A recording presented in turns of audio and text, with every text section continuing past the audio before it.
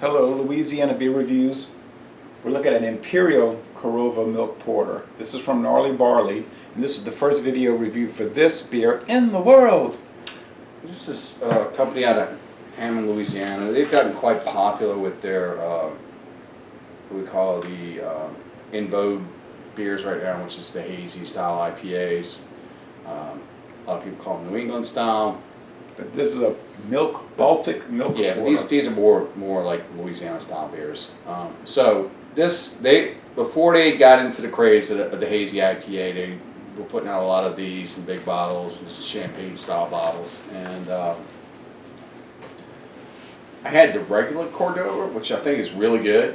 Korova milk. Korova. Yeah, we reviewed that together at your old place. And it was really good, really good beer. So I'm gonna be interested to try this one, and this one is a couple years old. It says batch 3. And it's from 2017. 2017. So we're looking at maybe about a 2-year-old beer. Yeah, so going on 2. And so the alcohol content is what on this? 9. 9. Okay, so this should have held up through the years. It's probably gonna be more of a balanced beer now. I did a solo review of the Korova peanut butter milk porter. You know, the peanut butter one. And then there's apparently an Imperial peanut butter, but I've not seen it. No, I haven't either. I got this at Matherns, and it's a 500 milliliter bottle. This stuff tends to be rather expensive. Yeah.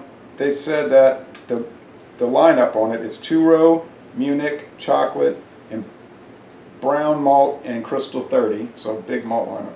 They also use flaked oats. That's right, it's an oatmeal porter and barley. And the hops are Columbus and Fuggles. Okay. It's an 81 on Beer Advocate, but with only 21 ratings. It gets no score on Rate Beer because only 1 review. And then Untapped with 1,026 check-ins gives it an 82. So 81 and 82 out of 100. Now, I've read that a Baltic Porter is a lager, not an ale. And how it's brewed, you know, bottom fermented and all. So anyway, Baltic Sea. Yeah, I guess if everyone's following the rules, it would be a lager. Okay, so we're going to go ahead and crack this open and see what it tastes like. And it came cap on, not cork. On a cork type bottle. Yeah. Cap. It's pouring like a porter. Looks like a porter. And we've had some stouts that seem like more porter than stout, didn't we? We've had some stouts that really should have been called dirty lagers. Oh, that's cold. All right, so let's see. Let me see. Well, I think it's cold to misrepresent. So anyway, moving on from that thought, back to the beer review. Yeah. Put that in the video. Okay. So people can see the bottle. You sure it's where it used to be? Yeah, you can see it. All right, cool. Okay, so the appearance, it poured practically no head, and I gave it a straight pour. No.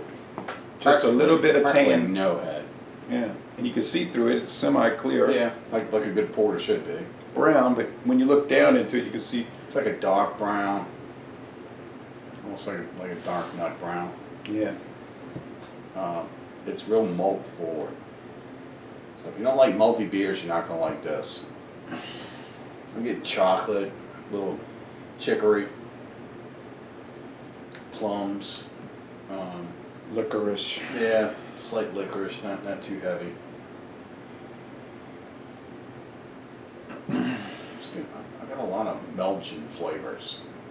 Like maybe the flavors have started Melding together. Yeah. To create more of like a plumness going on. Yeah. It's like a date. Yeah, I go along with everything you're saying on that. This dark malts are bringing all that together. So, all right. So let's go ahead and give this a taste. Cheers, See what it tastes folks.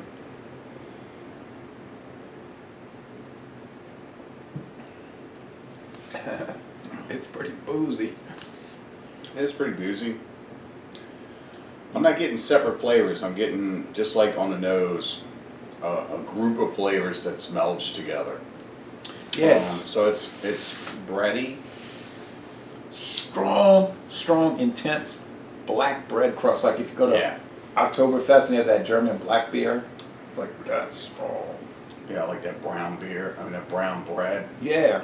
Yeah. They call it black bread, but it's really dark brown. But it's strong, you know. It's Has like a dark it's roast like a malts. heavy. It tastes now. It's an older beer. It tastes to me now like a stronger, older dunkel. Don't. Man, it's got a lot of chocolate and coffee notes and heavily roasted malt. It's not burnt, I don't think. Let me see. And any bit of oatmeal that was in it is dissipated. So oatmeal kind of gives a creaminess effect. Yeah, it's giving that to it. And But I'm not really getting it. I'm getting a little of that. And they say they got it. Oatmeal's a real problem to use at a brewery because it gets like slime all in the equipment. You know, oatmeal's like a little gummy. Yeah. So they're kind of reluctant to use it. Like okra. Yeah. So a lot of people won't put it in their gum. Okra. You ever had the Samuel Smith's oatmeal stout? Yes. That's only 5%. Yeah, that's not really. No. I shouldn't be bringing that up. Well, I think some beers don't need to be strong to taste good, and other beers they need that alcohol punch to meld their flavors together. To bring them out. Right.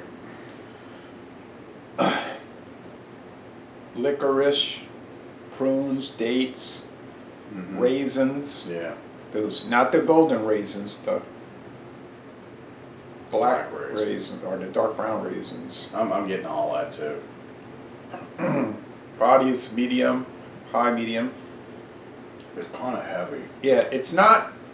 It doesn't really taste like a stout. It does have that kind of porter feel, but it's a pretty stout porter. Yeah.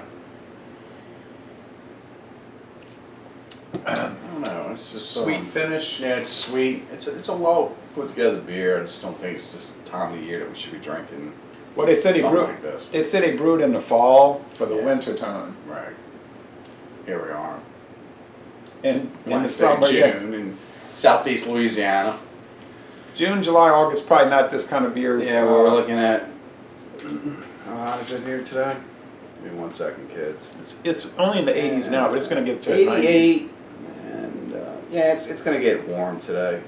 It's going to be feels hot. warmer than what it actually is because we're being licked by the humidity. Yeah, but let's just call it like it is because it's my fault for buying something like this in the summer. So, but hey, if it was February 5th and it was like 47 degrees and damp outside and kind of windy, this would be a good one to have, you know. Oh yeah, Kind of warm you up. Yeah, definitely. Hot, humid summer, I'm not too sure, but still, I think I'm going to give it an A+. I am too. It's a well put together beer. It's Even like- after 2 years, it's really, really good. I tried this one, it was virgin. It was excellent. I like the way the flavors have melded together and to make it in one. So it's from October Unique 2017, flavor. not quite 2 years. Okay, well, it's probably, the brewing process probably started way before that. But you like how all the flavors are coming together. Yeah, I think they did a really good job. Gnarly Barley's a really good company. Cold fermented lager in order to allow the malts to shine. Now look what it says. You can expect sweet taste notes. Sweet, it's sweet. Of chocolate and coffee. We talked about that. Mm-hmm. With a slight hint of alcohol in the finish. Mm-hmm. This beer will age gracefully, so feel free to sell her. And you say you like their stuff generally? Yeah, I think they did a real good job on their beers. My least favorite is I really stay away from a lot of their popular beers like the because hazy ones, yeah. because they get more candy tasting, but they do a rye IPA which is really good. And it's a bang for your buck too. I can pick it up for $8. Most places $9 a 6-pack. You know, Oh, that rye peat. Radical Rye. Yeah, radical rye, yeah. Oh, that's a good beer. That's a real good beer. And another one. They'll take their IPA and just rye it out. And it's just rye just kind of it does wonderful things to that recipe that they have. And Catahoula Common is pretty popular. You know that? I have not tried that one. Oh, you haven't? No. I see that at the games sometimes, fall Yeah, maybe we games. can maybe we can do a review on that next time. A couple singles. Okay, so I'm saying 98. All right, there. I'll give it 97, almost a 98. It's definitely in the world class. stage. I would say outstanding. It's not quite world class, but I think it's dynamite. Anything above 100, I give world class. Well, for a small brewery in the middle of nowhere in Hammond, Louisiana, to pull off something like this, good job. Yeah, good Real job. good job. Yeah. They're not pretentious. I've been there a couple of times. Stopped in one time to pick up some beer. Met the owner. He said, "Oh, well, we don't sell beer here." And then he said, "Well, for your troubles, you know, you can have anything you want on our draft selection." So of course I tried his double dry hop IPA. And it's delicious. It's fantastic. I've driven in front of the I have brewery. not seen that. I've never gone. I've driven in front of it, and I've seen him in there working. It's Yeah. just a big metal building. Yeah. And They do a lot of limited releases just for their brewery. Things that I can't get a hold of. I've seen Mike Peters do reviews on Oh, yeah. Facebook and his Church of the Sacred Brews club. Which, yeah, we are using Mike Peters. all right, so Opener, an outstanding product from Louisiana. as I'm getting cut off, but I guess we're ending this review. Oh, I didn't want to go too long. I was just gonna make it simple. You know, he does a lot of reviews on their beers, and he does a good job with his reviews too. So just want to give kudos out to Mike. Oh yeah, hello Mike. Thanks for watching this video production. If in fact you're watching it, y'all I think come you on. will. Make a little comment on Facebook if you see this. Cheers. Y'all come on down to Jefferson Parish, Louisiana. Laissez les bon temps rouler.